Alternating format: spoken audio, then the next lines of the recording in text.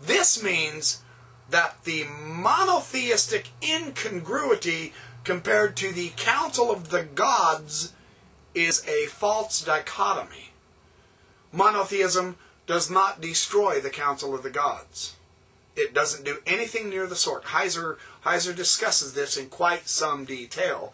I thought that was interesting. The antonym of monotheism is atheism, not polytheism. That's very interesting.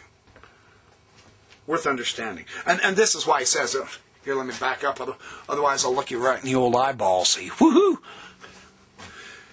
He says the very definition of the Israelite world belief is monolatry.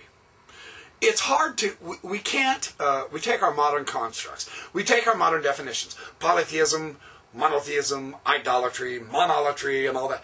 Heiser demonstrates through his study that no one term accurately describes the total consistent belief of the ancient Israelite religion through time. The closest you can get is monolatry. This is where other gods, of course, existed, but worship was reserved for Yahweh alone. And this is the meaning of the Shema, Deuteronomy 6:4, according to Heiser. And so that was, I thought that was interesting.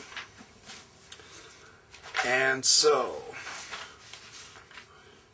and I've got to share this with you too, because this is in conjunction with monotheism. It's really a good study. On my page 15, my numbering of page 15. To Israel, Yahweh was unique. The claim that there was none like Yahweh was frequently made. In view of the fact that Yahweh is credited with creating and commanding everything in heaven and earth, the universe, and Israelite thought, see, it is plausible that Israelites believed that Yahweh is indeed an Elohim, but no other Elohim whom Yahweh created are Yahweh.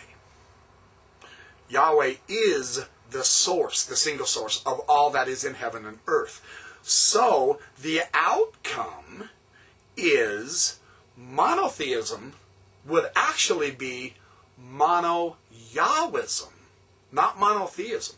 It's not just one God ontologically. That is, the fundamental reality is there's only one God. That's what ontology means. No. No, the ancient Israelite thought was, of course, there's many, many gods out there. However, we worship only Yahweh because He is unique. He is the ultimate creator. And so it's Mono-Yahwism. I think that's fascinating. Very interesting. This is not monotheism by our modern definition, however, since the existence of other gods is still assumed. In the Shema, Deuteronomy 6:4. Hear, O Israel, the Lord our God, the Lord is God alone. He's our God. He is the God for Israel. It's fascinating.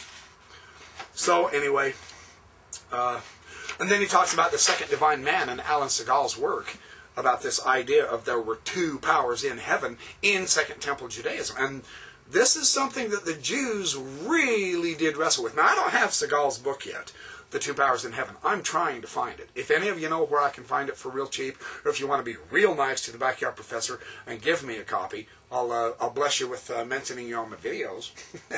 That's as bad as passing the plate in church, isn't it? I'm sorry. I didn't say that. Well, anyway, and then he talks about the co-regent, the angel of Yahweh, who is given the name of Yahweh in this angel, and he is as good as Yahweh. He has all of his powers, vicissitudes, capabilities, authorities, keys, priesthoods, whatever you want to call him. And so he says the Jews of this era, this is the Second Temple era, they saw no contradiction or an insurmountable difficulty in reserving worship to one deity, even though there were multiple deities. For Israel, there's only one deity. And this is the same doctrine of the Apostle Paul in the New Testament. He doesn't say that here. I'm saying it. It's on page 17. I say that. Daniel C. Peterson shows that very good in his article, Psalm 82 and John 10. Sensational analysis. So, here's the issue. While accepting the divine status of other heavenly beings, including a second enthroned ruling power in heaven, they still only worshipped Yahweh. It's Mono-Yahwism. It's a fascinating subject here. Mono-Yahwism with a vice-regent. And this is very big. And this is very good. I have to share this with you. I'm still on page 17. This is Larry Hurtado's comments. Very interesting. He says, it is mistaken to assume that we can evaluate ancient Jewish texts and beliefs in terms of whether or how closely they meet our preconceived notion of pure monotheism. In other words, we've been reading our modern theological constructs back onto the ancient Hebrew Bible, and it's all wrong. It's absolutely all wrong. Our theology is not giving the proper meaning to the Hebrew Bible. Heiser's huge on this. He says it is time to deal with the data on their own terms, not our modern definitions. Very, very interesting. So, anyway.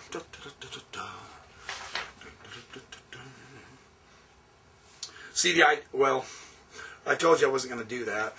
Well, I told you I wasn't going to do this, but I'm going to repent real quick and speedily show you. The assertion that he disagrees with about from Mark Smith's very excellent text on the Council of the Gods, Israelite early polytheism and monotheism and all that jazz. He says that later Israelite monotheism, as represented by 2nd Isaiah, and this is where Heiser shines. 2nd Isaiah, you ready for the shock? Sit down. I'll sit. You sitting? You in the back? Sit down, I said. 2nd Isaiah, and I'm going to try to explain this as best I can. If I can't get this point across correctly in my videos, I absolutely insist you get Michael Heiser, because he does get the point across. I may be lousy at explaining this. Heiser's excellent. 2nd Isaiah, chapters 40 through 44, the big monotheism chapters, they do not teach monotheism as we interpret the term. That is not what Isaiah taught. And I'm going to try to explain this. At this point, it's an assertion. I'll try to present the evidence and the analysis here in a little bit. He says they reduced or they modified the sense of divinity attached to angels, so that words like Elim,